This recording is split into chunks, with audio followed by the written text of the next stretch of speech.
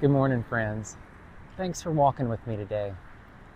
Since Scott's passing, I've learned that grief is not just the ache of missing someone. It's also navigating the world's opinions about how you should live without them. You know, being a younger gay widow has meant hearing everything from you should move on to you should be ashamed for even trying. A few months after Scott died, the loneliness in Paducah grew heavy. There wasn't a place where I could simply just sit with people who understood me. So I tried a few online apps, not for romance, just for connection. I even wrote in my profile that I was recently widowed and only looking for friends. Still, one day I received a cruel message from the son of one of Scott's relatives, shaming me for even being online.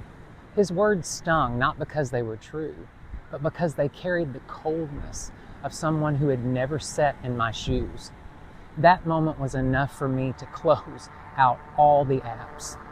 But here's the thing. Scott and I had already talked about this. In those quiet, holy days in hospice, we spoke about what life might look like after. He told me plainly, I want you to be happy.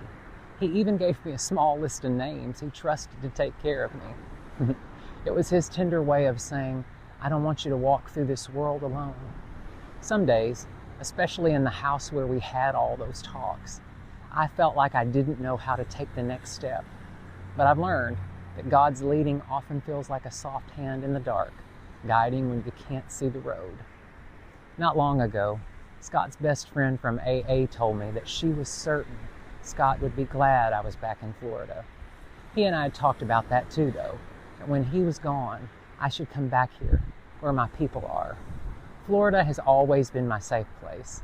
Years ago, I packed my bags for a visit and just never got on the return flight to Kentucky. Back then, I didn't have a plan, but God did, and God still does. You know, grief may change the way I walk, but it doesn't change who walks with me. God will guide you always. God will satisfy your needs in a sun-scorched land and will strengthen your frame. Isaiah 58:11. And so, I guess I'll just keep walking one step at a time, trusting that love doesn't end where the road bends. I'll see you on Sunday.